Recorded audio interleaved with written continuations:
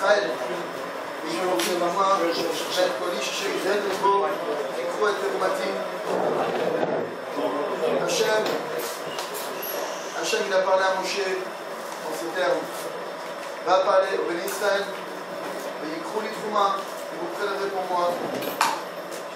ואת כל איש, chaque homme, אשר תבנו לי כל ce qui sera pas donné, תיקחו את תרומתי, vous prendrez ma terouma, mon prélèvement.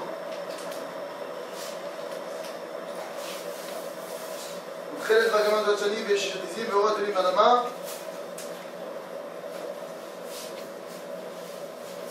ועשו לי מקדש ושכנתי בתוכם. Avec tout ce que vous prélèverez, qu'est-ce que vous ferez? Vous ferez pour moi un mikdash, un sanctuaire.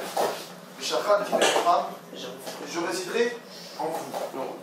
Question très connue. Si tu fais un sanctuaire, tu fais un endroit, tu crées une maison, tu fais un endroit spécial pour ça. Car Dieu va résider dans l'endroit. Pourtant Dieu nous dit, tu vas me créer un endroit et je résiderai en toi. Il faut comprendre que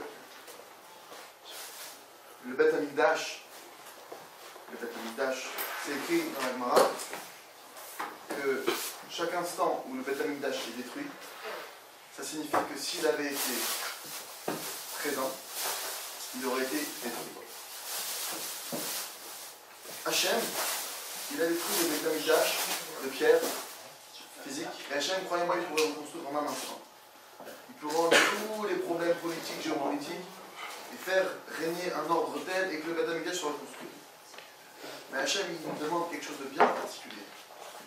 Et c'est pour cette raison que le Beth Amikdash a été détruit.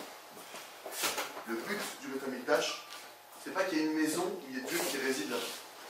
Le but du Beth Amikdash, c'est que ce soit l'extérieur de cela, le dévoilement clair de la présence divine. Mais pour que la présence divine arrive à un tel niveau de dévoilement, il faut d'abord qu'elle soit en toi. Si chez toi elle n'est pas présente, si dans ton cœur elle n'est pas présente, alors quelqu'un ne peut, tu peux remplir quelqu'un d'autre que si toi-même tu es rempli. Si toi tu es rempli de joie, alors tu vas déborder de joie et tu vas pouvoir donner de la joie aux autres. Si toi maintenant tu es chargé, alors oui tu peux charger quelqu'un d'autre. Mais si toi tu es vide, tu pourras charger une maison. Hachem nous demande maintenant de mettre notre cœur. Et plus que ça, on sait que la première lettre de la Torah, c'est le Bet, le Bereshit. La dernière lettre de la Torah, c'est l'Énécole Israël, c'est un Lamed. Quand tu prends la dernière lettre, tu le rattaches à la première, pour boucler la boucle, ça fait lèvres, ça fait le cœur. La manière d'accomplir la Torah, c'est le cœur. On est dans le mois d'Adar. Et on a une mitzvah supplémentaire. Il y a déjà une mitzvah qui est constamment présente, qui est la joie. Et Béhémet, le Zohar HaKadosh, il dit qu'Akadosh Baruch Hu, il déteste. Il déteste. Il hait la tristesse. Hachem, il hait ça. Yaakov Avinu alav shalom, notre patriarche. On n'est rien ni personne pour parler de lui. Je me permets de parler de lui maintenant parce que je dois reçu de me mettre et parce que la Torah nous permet d'apprendre de lui. C'est sûr que nous, on ne peut pas se comparer à lui. Mais en tout cas, lui, à son niveau, aussi grand qu'il ait pu être, que vous ne pouvez même pas imaginer de notre pensée qui il était, quand il a perdu son fils Yosef, qui pensait qu'il avait été tué, alors qu'il avait déjà perdu sa femme. Dieu préserve, Rachel, en chemin. Et on connaît toute l'histoire, il a eu du mal à avoir Rachel, finalement il a eu Rachel, et finalement elle a un enfant, elle a un enfant, elle a un deuxième Binyamin, elle est partie, maintenant il perd sa femme. Son fils de 17 ans, son fils qu'il a. Yaakov, c'est écrit qu'il a eu, à son niveau, une tristesse. À son niveau. D'ailleurs, la preuve, il a perdu le Ruach HaKodesh. C'est quoi? Qu'est-ce que ça signifie? Vous êtes d'accord qu'il y a des raisons valables? C'est pas une petite raison, c'est pas un petit caprice qu'il a fait. Son fils, Dieu préserve. Hachem, il a dit, tu peux avoir la meilleure raison au monde. Dès l'instant où tu es triste, je te quitte. Dès l'instant où tu es triste, je te quitte. Il faut comprendre que la notion de la joie, c'est pas une notion chassidique. C'est pas une notion qui appartient à une élite ou à une caste. La joie, c'est l'élément, c'est l'ingrédient. C'est comme si tu fais un plat de folie. Tu mets tous les détails, pas de sel. Comment il est? Attention, le plat, il a coûté 8 000 € le plat. Une fourchette en or, il n'y a pas de sel. Il est comment le plat? Immangeable. C'est quoi du sel? Tu vas me dire, ça paraît rien le sel. C'est une denrée, ça coûte combien du sel? C'est rien du tout. Tu es au restaurant le plus cher du monde. Il n'y a pas de sel. Imagine que tu es au restaurant le plus cher du monde et il n'y a pas de sel. Qu'est-ce que tu mets dans ta tête? Ils sont nuls. C'est zéro ce restaurant. Zéro. Monsieur, c'est le restaurant 5 étoiles de zéro, monsieur, pas de sel chez vous? Pareil. Si dans ta Torah, il n'y a pas l'ingrédient essentiel qui s'appelle la joie, zéro. Comment je peux dire ça? Si je m'arrive, je peux dire ça. Paracha. Kitavo. Dans cette paracha, il y a Tsark là-bas. 98 malédictions, les unes pires que les autres. Qu'est-ce qui est écrit? Quelle est la raison qui est invoquée par la Torah? Tachat Hashem, lo avatem et Hashem. Kecha, Besipra, parce que vous n'avez pas servi Dieu avec un cœur entier et avec joie. Quand tu regardes les malédictions, tu te dis, bon, à mon avis, les mecs qui ont fait des trucs de fou. Là, tu vois, ils vont se faire découper, scalper, empaler, massacrer, en brochette. Tu dis, bon, là, c'est des cas, c'est pas nous. Tu lis la fin, ils n'étaient pas dans la joie. Et ils servaient Hachem. Imagine, je veux dire, bon, ils n'étaient pas Shabbat, ils étaient des renégats, des gens, pas que ceux qui font pas Shabbat, mais d'ailleurs, tu t'imagines, c'est des gens loin de tout. Même pire que ça, c'est des gens qui ont mal parlé sur Dieu, c'est des gens qui. Non, non, non. C'est des gens qui font la Torah. C'est des gens qui font les mitzvot, attention. Mais ils le font sans l'ingrédient principal qui s'appelle la joie. Akadosh, il est prêt, s'il n'y a pas la joie, à détruire.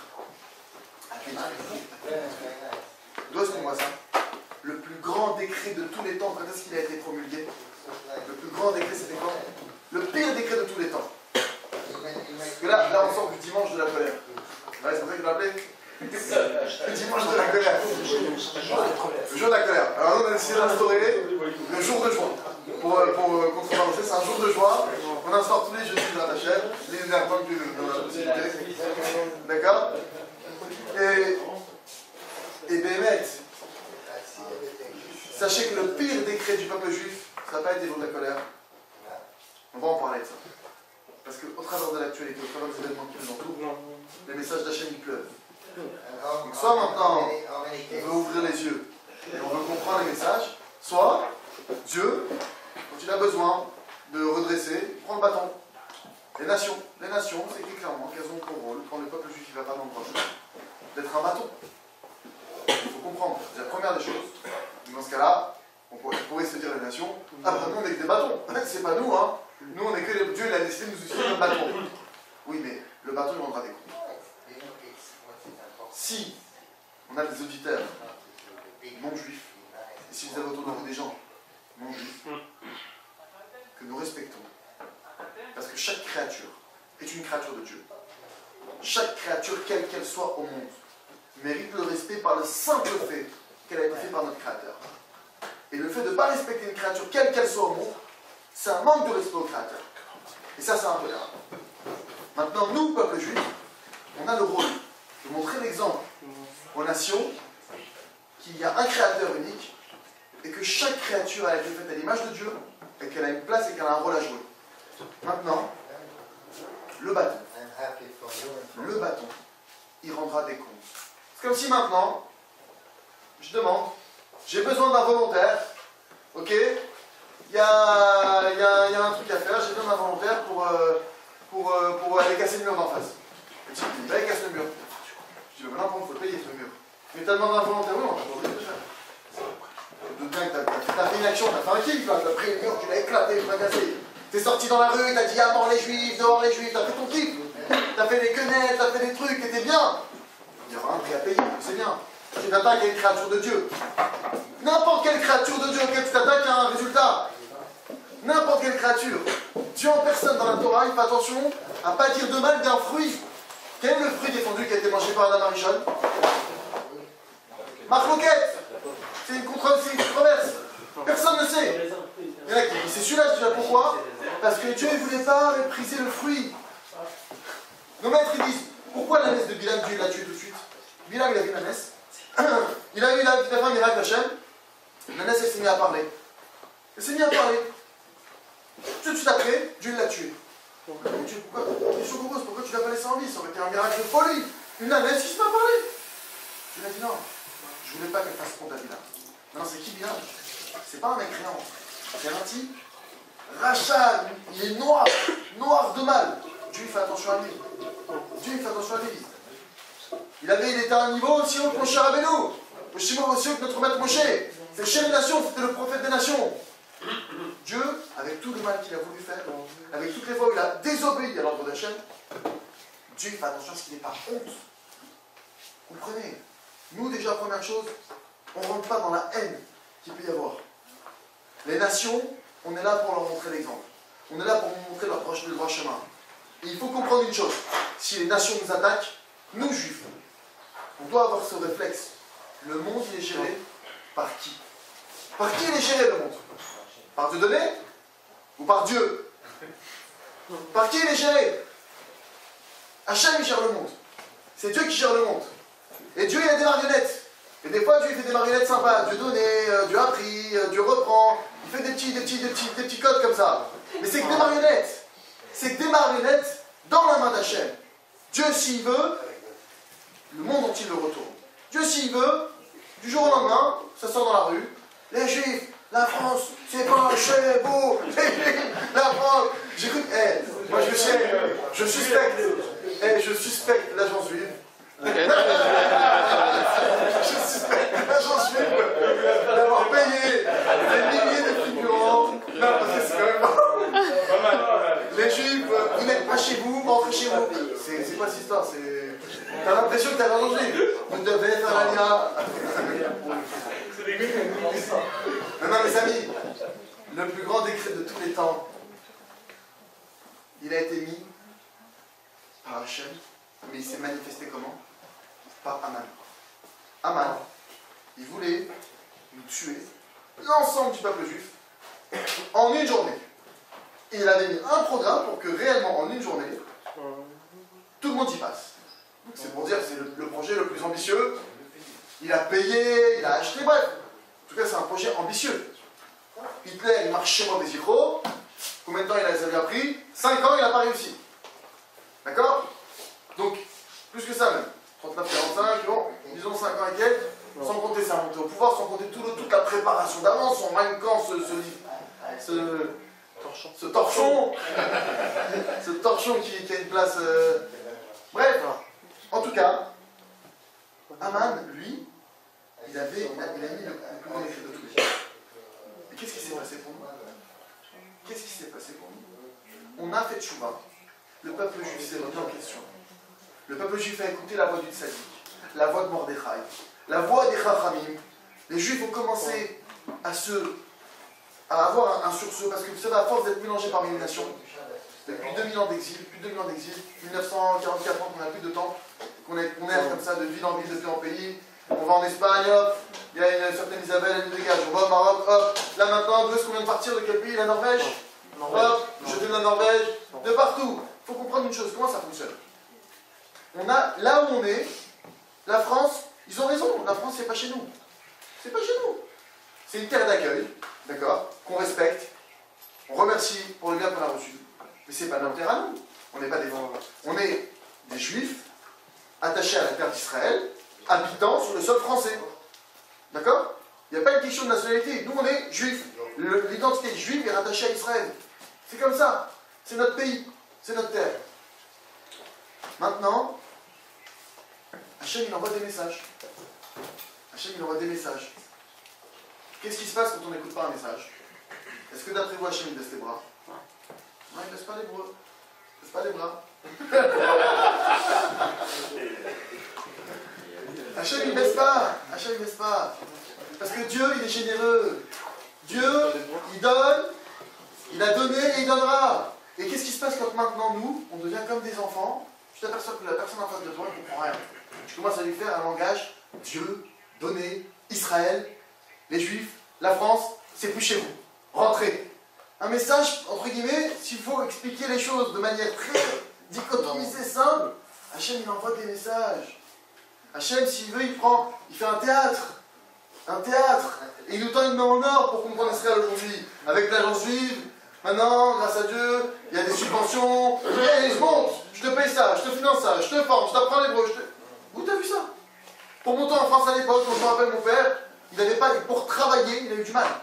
Il a fallu qu'il ait un certificat, il ait un titre de séjour, il ait un truc, il a dû faire des pieds et des mains. Là, on te dit non, monte, juste monte, on te paye si tu montes. On vient, on te paye le billet, on te paye le cadre, on te paye le truc. Vous êtes humain dans la famille, 4, 5, on fait un budget en fonction de ça. Vous êtes exonéré d'impôts, vous êtes exonéré de trucs. Avec ça, t'as peur. En France, à l'époque, mon père, zéro relation. Il est parti avec un copain à 20 ans. Il a eu peur? Non, il n'a pas eu peur. Il dit, il est parti, il a essayé. Nous, c'est notre terre, je ne comprends pas. De quoi? Je lui fais la peur. Maintenant, qu'est-ce qui se passe?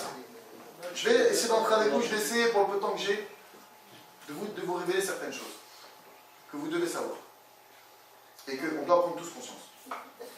Alors maintenant, ce que je dis là, ce que je veux dire, c'est évidemment pas pour affoler qui que ce soit, mais c'est juste pour que chacun prenne conscience qu'il est en train de se passer quelque chose. Et qu'on n'est pas en train de faire... C'est pas un jeu. Et qu'il y a un vrai enjeu qui est en train de se passer maintenant. Il se passe quelque chose de sérieux, et il faut qu'on ouvre les yeux pour ça. J'écoutais un cours de Mourad, le chef de mon ville, le Rav Shalom Arouche. Il disait dans son cours qui date d'il y a à peu près 3 ou 4 ans. Il faudrait regarder à quelle période il est parti. Cours qui date d'il y a 3 ou 4 ans à l'époque où Rav Mordechai Eliyahu Zatzal était en très mauvaise santé. Et dans le cours, il a demandé à ce qu'on prie pour sa guérison. D'ailleurs, ce cours est dédié pour la guérison de Harem Bat Yael, pour la guérison de tous les malades du peuple d'Israël, et pour l'élévation d'un peuple d'Israël, et pour la slachat de l'Israël, et pour la aliyah de tout le peuple d'Israël. Et la tchouva. Et tchouva, c'est pas que dans les actions. Remontant en Israël, ça va faire tchouva. Tachou, vous revenez sur la terre. C'est une forme de tchouva. Maintenant, dans ce cours-là, il ramenait une chose. Il a ramené une chose. Il disait que il y a une personne qui était très proche d'un rave. Le rave, d'un homme. Je ne sais plus si c'est un homme ou un rave. Cet homme-là, il est décédé, plus tard. Et il est venu voir cette personne en rêve. Et il lui a dit qu'il y avait un très gros décret sur le peuple juif. Et que sur ce décret-là, il y a 4 rabbinim qui allaient partir. 4 grands sages de chez nous pour expier les fautes du peuple. Parce qu'on sait que quand un grand il part, alors ça pardonne beaucoup pour le peuple juif. Il faut savoir qu'à l'époque de Purim, Mordechai, il n'a pas fait cas au début du décret qui était mis par Haman. Pourquoi? Parce que les nations ne peuvent rien nous faire. Personne, retenez bien ça, c'est la Gemara qui dit ça. On ne peut pas te toucher le fil d'un cheveu. Ça, on ne peut pas le faire. Le plus petit geste, on ne peut pas te le faire si Dieu ne l'a pas décrété. Alors en comment un décret sur une nation, en comment nous faire partir de Norvège, en comment sortir dans la rue tous les Français qui sont en train de penser qu'ils sont les morabites? Pas du tout. Des pantins, des marionnettes. Mordechai, ça n'a rien fait. Quand il a vu le décret, rien, il n'a pas bougé. Il a rencontré Yohann. Il lui a demandé, il lui a dit, dis-moi le décret qui a été promulgué. C'est un décret qui vient d'en haut ou d'en bas? Il lui a dit, c'est un décret qui vient d'en haut. Et là, ça change tout. En bas, il ne peut rien faire. Mais en haut, si c'est monté en haut, là, ça rigole.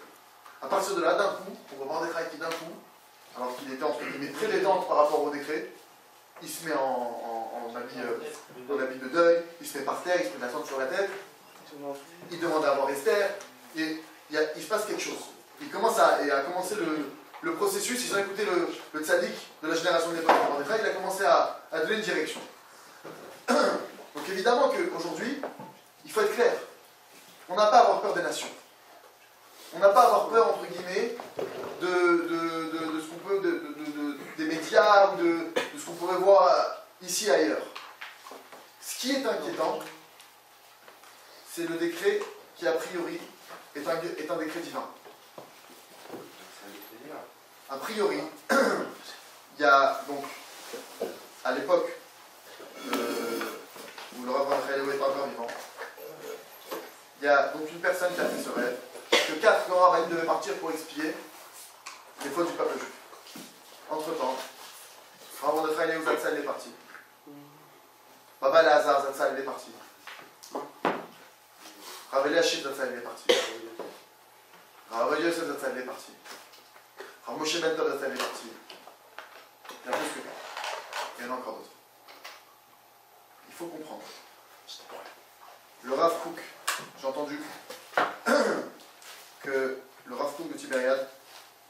Hachem lui donne longue vie. Amen. Quand il y a eu l'histoire, quand il y a eu le décret, le Rav Kook, le Rav Berland, et Baba Lazare, ils ont pris chacun sur eux quelque chose. Baba Lazare, il a pris la mort sur lui pour risquer le peuple. Le Rav Kook m'a raconté que lui, il a pris pendant un moment sur lui la galoute. Le fait de... C'est une souffrance que certains syndiqués prennent sur eux pour expier des fautes pour le peuple, notamment. Et c'est quoi la galoute? C'est qu'il devait se déplacer de ville en ville, tu restes pas au même endroit en une journée.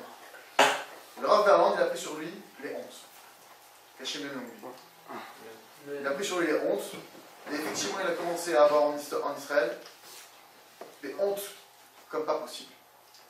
Je ne sais pas pour quelle raison. Le Rav Kook a dû arrêter de prendre la galoute sur lui.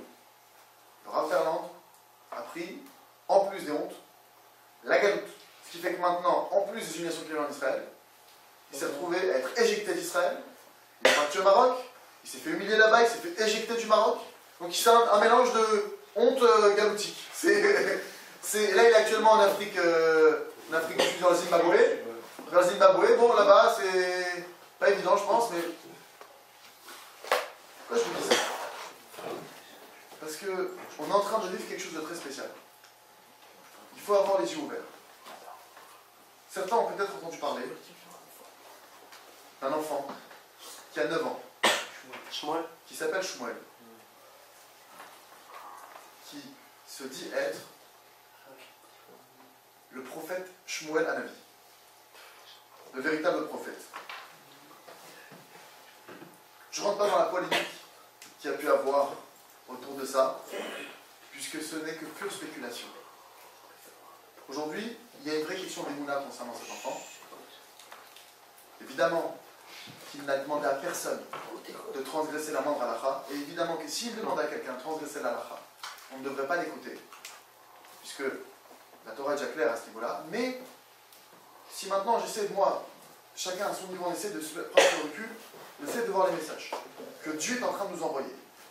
Cet enfant, il est venu, moi je l'ai vu il y a à peu près, pas ce mois d'août-là, il y a un an, le mois d'août d'avant. Donc ça fait un an et demi. Quand on a été le voir, il a dit un message très global, très général, où il disait, voilà, je viens pour préparer la Géoula, la délivrance, et pour annoncer au peuple juif, ça y est qu'il est temps, qu'ils doivent remonter sur leur terre, et plus que ça, que d'ici un an et demi, par là, 2 ans à l'époque, il y aurait des changements qui feraient qu'on serait dans une ère plus difficile. Et donc lui, son message c'est de dire, maintenant qu'on est encore dans un laps de temps, ça va, d'accord? Alors maintenant préparez-vous, au lieu de partir comme nos pères, nos ancêtres qui ont encore une valise devant, encore avec le minimum pour partir du Tunisie, du Maroc, tous ces pays-là, chaque fois on se fait éjecter avec le minimum. Là il nous dit voilà, organisez-vous, vendez ce que vous avez à vendre, faites le nécessaire pour monter la tête haute. Comme on demande à chaque tous les jours, chez les Khelou, qu'on me mette l'artsen, qu'il me fasse rentrer la tête haute sur notre terre. Et là aujourd'hui, tu te fais rentrer l'agence juive, tapis rouge, t'arrives là-bas d'ailleurs, ils ont fait un tapis rouge, vraiment ça s'appelle tapis rouge.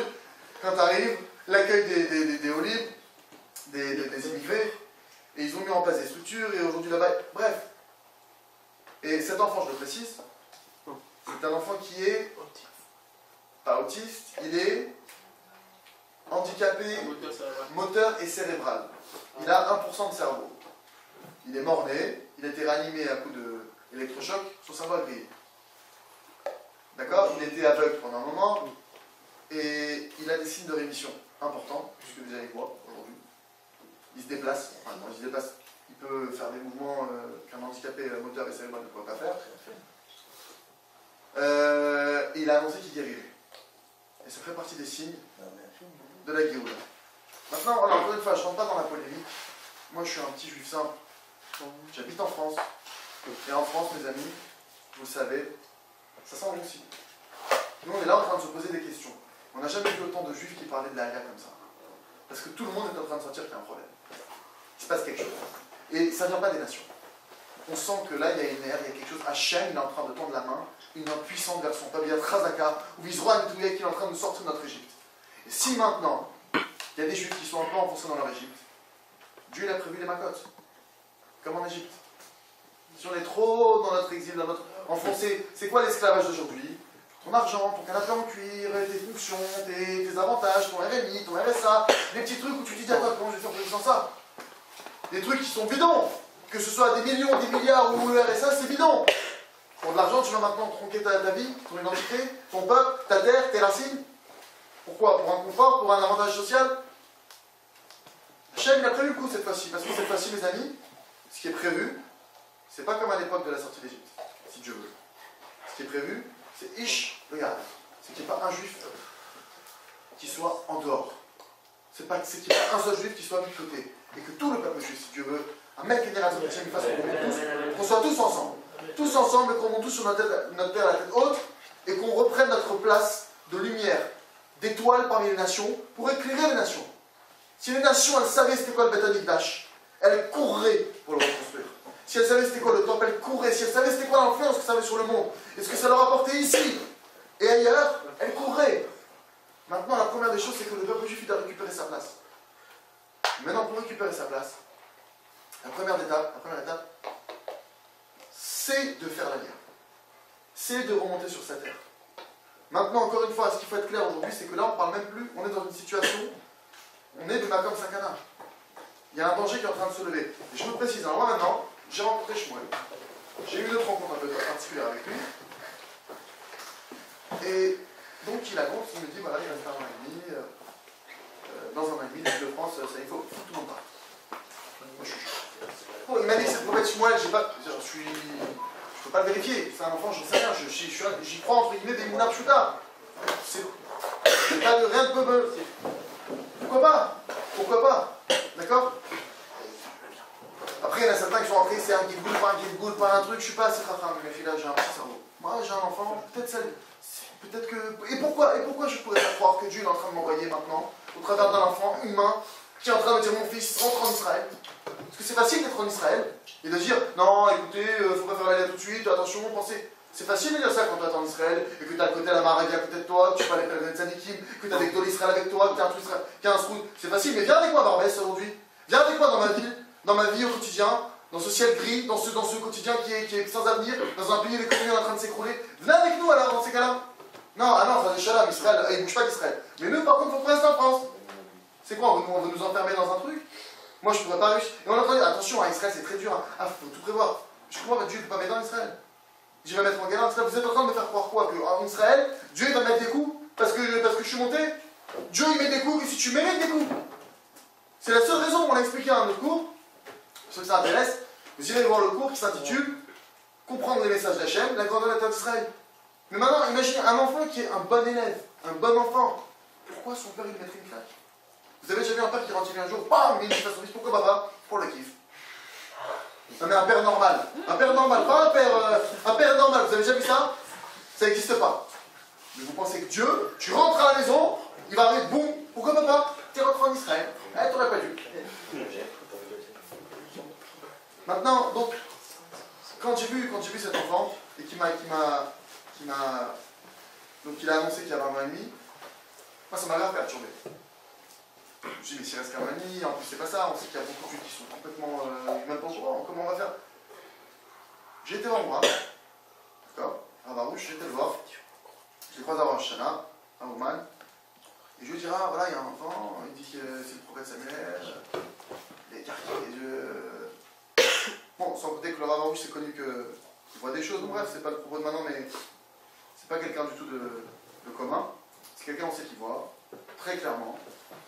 Maintenant, et je lui dis, bon, il a dit, maintenant moi je lui dis en mode un peu paniqué, il a dit qu'il restait un an et demi pour la Ville de France.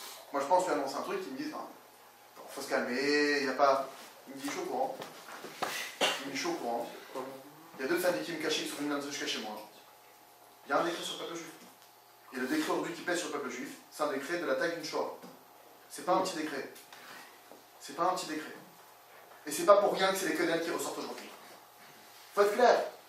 Nous maintenant, moi je regarde pas Judée, je regarde Nathanaël. Hachem il donne des signes. On sait qu'à la fin des temps, la Géoula, sous quel règne on sera, sous quelle entre guillemets domination on sera, sous le règne d'Ismaël, qui qui aura fait une alliance avec Édom l'Occident. Je sais pas, Dieudonné, islamiste, qui fait des quenelles. Hitler, il marche en Israël, qui s'associe avec l'extrême droite et Le Pen et autres. C'est une alliance, je pense que c'est vraiment une belle incarnation de notre prophétie de la fin des temps, que Ishmaël va s'associer avec Édom. Bon, je précise aussi dans l'histoire que c'est pas écrit qu'Ishmaël allait gagner. Je dois quand même le dire au bâton, parce que au moins que ceux qui sont du camp, entre guillemets, du côté du bâton, vous ayez un libre arbitre de savoir, le bâton ne gagnera pas. C'est écrit que justement Ishmaël, pourquoi Ishmaël plus qu'un autre? Parce que Ishma écoutera, Dieu il entendra, quand on sera oppressé à ce moment-là, nos prières, les nôtres. Et il nous fera remporter la victoire. Maintenant, ceux qui veulent tenter le pari de nos prophéties, elles sont toutes réalisées jusqu'à maintenant. D'accord? Il n'y a pas une prophétie dans la Torah qui est fausse, il n'y a pas un mot dans la Torah qui est faux, d'après le conte, l'ère vulgaire. Pourquoi vulgaire? Bon, d'après l'ère vulgaire, je sais pas pourquoi, elle est vulgaire cette ère. Ça fait 2014 ans, d'accord? D'après notre ère véritable, qui est la vraie et la seule, ça fait 5774 ans que ça n'a pas bougé. La Torah elle est émette, Moshe est émette, il n'y a rien qui bougera. Maintenant, ceux qui ont voulu tester ou qui étaient en doute, etc. Donc, effectivement, il y a un libre arbitre. Tu peux être un bâton, tu seras dans le projet divin, tu rendras des comptes. Tu seras dans le projet divin, mais du mauvais côté. Ou alors tu peux être un non-juif qui va diffuser le message d'Hachem, le message de foi. Et que s'il connaît des juifs, ce non-juif, il peut peut-être lui dire, tu sais, c'est pas n'importe quoi, tu as un rôle à jouer. Moi je vous pose une question. Vous pensez que c'est... Comment ça se fait qu'on est haï comme ça? Vous posez... Ne me donnez pas des réponses à 2 francs, on est jalousé, on est les meilleurs, c'est faux. C'est faux. Aujourd'hui, tu regardes par exemple en France, tu vas chez les médecins, il n'y a pas que des juifs. Il y a de tout. Il y a de toutes catégories. Tu vas maintenant, tu regardes aujourd'hui chez les gens qui ont beaucoup d'argent, grâce à Dieu évidemment, tout type de personnes. Les Mercedes, c'est pas qu'aux juifs, ça appartient à tout le monde. Et plus que ça, mes amis. Vous le savez, aujourd'hui, c'est récent, notre peuple est touché financièrement. Il y en a beaucoup dans notre peuple, et c'est quelque chose entre guillemets qui est nouveau, qui galèrent. Pas un, pas deux, des dizaines. Pères de famille, 5 enfants, 7 enfants, des gens qui ont des difficultés, mais c'est pas possible. À se demander. Donc c'est pas une question qu'on est les meilleurs, c'est pas vrai. Ou qu'on est jalousé. Non, je suis pas d'accord, ça n'a rien à voir. Le monde, il est géré par Dieu. C'est Dieu qui fait qu'on nous haïsse, et c'est Dieu qui fait qu'on nous aime. Pourquoi est-ce que Dieu fait qu'on nous haïsse? Pourquoi? Pour quelle raison? Pour nous remettre dans le droit chemin. Et moi je vais vous dire une chose. Imaginez que vous êtes dans une société. D'accord? Il y a le fils du patron, ok, qui est directeur général, qui a le meilleur salaire, qui a la meilleure voiture de fonction, qui a des avantages sociaux, fiscaux et autres. Il arrive toujours en retard, il repart toujours le premier, il ne fait pas son travail, il met tous les services qui sont en dessous de lui en galère. Et donc du coup, c'est toute la société qui est en galère. Pourquoi? Parce que le directeur général, il ne donne pas de directive, les sous-directeurs ne savent pas quand donner nos trucs, jusqu'au le balayeur, il sait tout balayer. Après, tu te dis, mais comment ça se fait que dans cette société, tout le monde est directeur général? C'est normal que je passe son rôle. Il est payé 100 fois plus que nous, il nous met tous en galère, et si maintenant il joue mal son rôle, c'est toute la société qui va fermer. Mes amis, je ne vais pas dire qu'on est directeur général. J'ai déjà expliqué et exprimé l'idée que l'humanité tout entière, c'est une grande famille. On est tous de la même famille. Juifs et non-juifs. C'est la même famille. Mais il y a une différence. Il faut replacer chaque chose. Dans chaque famille, il y a un aîné. Il y a un enfant aîné. Et vous savez bien que quand les parents s'absentent, c'est le fils aîné qui est responsable. Les aînés de l'humanité sont le peuple juif. On a, oui, des privilèges en tant qu'aîné, forcément. Le fils aîné, c'est pas le même rapport. Chaque parent te dira, le fils aîné, c'est spécial. L'aîné, c'est l'aîné, il n'y a rien à faire. Mais d'un côté, c'est vrai qu'on est les aînés. Mais d'un autre côté, on a une responsabilité. À chaque fois qu'on ne joue pas notre responsabilité, alors oui, le monde se met à noyer. Donc si aujourd'hui, tu vois que dans les rues, on fait des quenelles, tu vois que dans les rues, c'est pas pour qu'on dise, ouais, les nations, elles ont rien compris, ils vont voir. Pas du tout. Moi, je me dis, pourquoi j'assiste à ça? Pourquoi eux, ils sont en train d'avoir une haine qui est gratuite, vraiment? Finalement, parce que peut-être moi, j'ai de la haine gratuite envers mes frères. Peut-être que moi, je ne joue pas mon rôle. Peut-être que moi, je suis pas à ma place. Et ils ont raison qu'on n'est pas à notre place. On est là pour être comme les nations, nous. On est là à passer notre temps à chercher le meilleur diesel et les meilleurs travail au monde, et à faire la coupe et la mèche et le truc. On est là pour ça, le peuple juif. Ils ont raison qu'on n'est pas à notre place. Tu es censé donner une directive au monde. Tu es censé donner un éclairage au monde. En pleine nuit, une étoile, c'est pareil une étoile en pleine nuit. Ça t'oriente. On est dans l'obscurité. On arrive à la fin des temps. Il y a une obscurité totale. Les nations sont perdues. Et toi, tu te mets à maintenant prendre tes bières, regarder tes matchs de foot et faire des paris et prendre ton hot dog sur ton canapé et vouloir faire comme tout le monde. Alors que tu es censé maintenant donner une direction, le bateau est en train de couler. Et voilà pourquoi on est allé. Et si chaque juif il se met maintenant à se remettre en question et à vouloir faire tchouva bémet, une vraie tchouva. Et la première des tchouvas, je vous le dis, la première, et je me parle à moi, et moi il dit que ça, normalement, c'est les 10 premières années d'un juif, quand il commence à revenir vers Dieu, de travailler sur ça très fort. C'est la joie. Mon Dieu, pardonne-moi pour toutes les fois où je n'ai pas été content de ce que tu m'as fait. Parce qu'à chaque fois qu'un homme il n'est pas content, c'est qu'il est en train de dire que ce que Dieu lui envoie, il n'aime pas ça. C'est-à-dire que tu dis, mais attends, lui il ne fait pas Shabbat, il fait rien, il n'a pas de problème. Moi je fais Shabbat, ok, je grogne un peu, mais je me fais déchirer. Mais lui en faisant pas Shabbat, il peut dire, mais j'ai des tsara, Hachem, je voudrais, mais je me suis fait dépasser. Toi, quand tu fais Shabbat, mais tu dis, j'aime pas. Tu es en train de rejeter Dieu. Lui, quand il fait pas Shabbat, il a rejeté une partie de la Torah, mais il n'a pas rejeté Dieu. Dieu, il sait qu'il dans son cœur, il voudrait le servir. Et toi, quand tu sers Dieu, en n'étant pas content de ce qui t'arrive, tu rejettes Dieu en personne. Et ça s'adresse aux nations.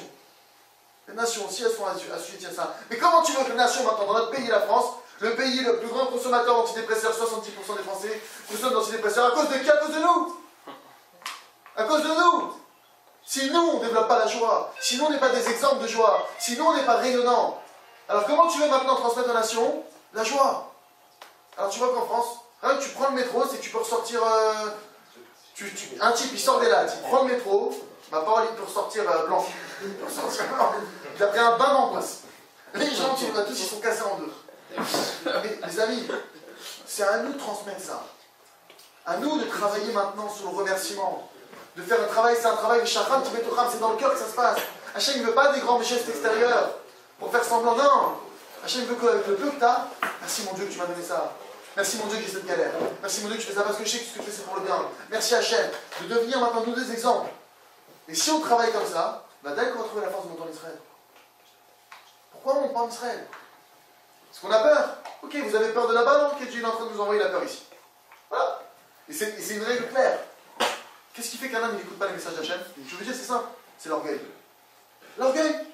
Je suis bien, moi, j'ai mes places, mais pour qui tu te prends? J'ai mes appartements, vous comprenez, j'ai ma société, j'ai mon assise sociale. Pour qui tu te prends? Ça fait 5000. Tes ancêtres, ils sont morts pour rentrer sur cette terre. Tous les ans, ils ont pleuré l'an prochain à Jérusalem. Et toi, tu es en train de dire non, tu comprends, je viens de faire un business de basket, je vais pas faire un. Comment c'est possible? Qu'est-ce qu'il fait Hachem? C'est écrit dans la Gemara. Gouf caché, pachat shobro. Un corps qui est dur, la peur, ça le brise. Dieu, pour notre bien, qu'est-ce qu'il fait? Maintenant, il a peur. Pourquoi? Et bizarrement, hein, c'est marrant. Et d'un coup, là, t'envoies la peur. Oui, il y a un jour juif. Ce serait pour quand la prochaine réunion? Toute la famille.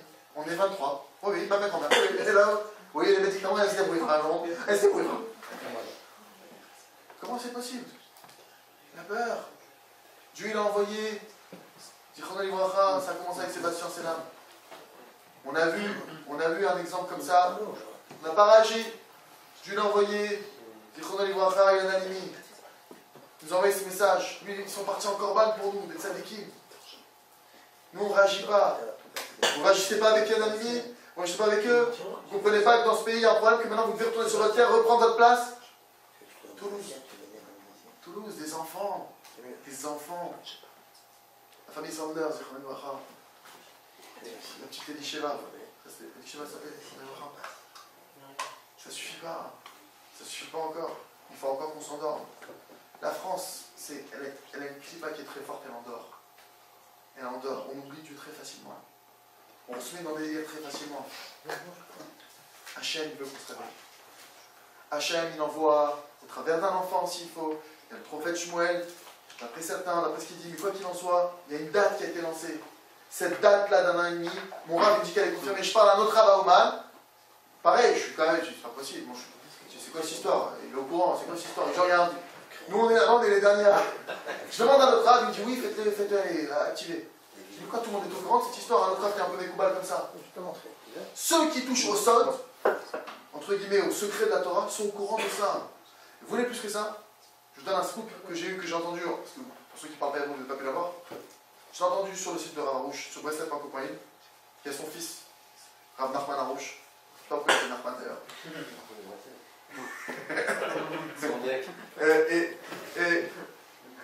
Il racontait son fils. Ils sont proches de la famille Abouchatzera. Le Rav Arouche, il est proche de la famille Abouchatzera. Il est aussi très proche de Rav Yassadat. Il est proche de tous les deux. Rav Arouche aime tout le monde, il est proche de tout le monde, Baruch Hashem. Et son fils a raconté qu'il est parti voir Rabbi David de Pratzera. Caché avec David Mouvi. Et il a demandé, en fait, le Rabbi David de Pratzera, il reçoit normalement du matin au soir. Et là, depuis Rosh Hashanah, je crois, il a arrêté de recevoir pendant 1 mois ou 2 mois. Plus personne. Rav Nachman Arouche est parti voir. Donc eux, ils ont les entrées entre guillemets VIP. Il a quand même été voir le Rav, je ne sais pas pourquoi. Il était là. Il demande au Rav, il me dit pourquoi vous ne recevez plus? C'est quand même bizarre, ça fait 5, je sais pas combien d'années qu'il reçoit du matin au soir. Là, il arrête, plus personne. Rav ne lui répond pas, il a dit Rav, il a esquivé sa question. Et pour discuter, il dit écoute, j'ai plus l'effort, je suis fatigué, je mange là, je suis fatigué. Bon, il rediscute, il lui redit encore ça. Moi, il dit j'ai pas compris pourquoi maintenant les événements passent. Rav Yosef, Zatzal, c'est moi qui nous protège, il est tombé gravement malade. Et il faut comprendre qu'il est vraiment parti en capara pour le peuple. Il a eu des souffrances. Il arrive à un niveau de souffrance à la fin de sa vie que même la plus grande dose de morphine ne le calmait plus. L'entourage qui était autour de lui racontait qu'il pleurait en mettant à côté de lui parce que chaque moment qu'il faisait, il disait aïe, aïe, aïe, aïe. Je crois qu'il est tombé, il s'est cassé la clavicule à l'hôpital. Il a eu le coup fatal. Le coup fatal, l'endroit qui est insoignable, intraitable, il a eu ça à la fin de sa vie. Inguérissable. Bref, imaginez, c'est pas il est mort, bon, il est parti dans une souffrance que Dieu préserve. Et à sa lévaya, à son oraison funèbre, son enterrement, Rav Arouche, il est assis à côté de Rabbi David Apratzera. Et ils ont parlé, ils se sont parlé. Rabbi David Apratzera, il a dit, depuis Rosh Hashanah, pourquoi il ne recevait plus personne? Parce qu'il y avait un gros décret sur le peuple juif. Encore ce même décret. Hein. Mais depuis 3-4 ans, on est en train de retarder. Maintenant, il faut activer. On va expliquer comment activer dans un instant, après je vais laisser le reste. Rabbi David. Il a dit, depuis Rosh Hashanah, j'ai pris sur moi toutes sortes de choses pour essayer d'amoindrir et pour calmer le décret. J'ai jeûné, pas manger, pas dormir, pas boire, j'ai tout pris sur moi pour essayer de calmer. Il dit, il n'y a rien à faire. Le seul moyen de calmer le décret, c'était que Rav Yosef Zatzal part. Qui part encore mal comme ça.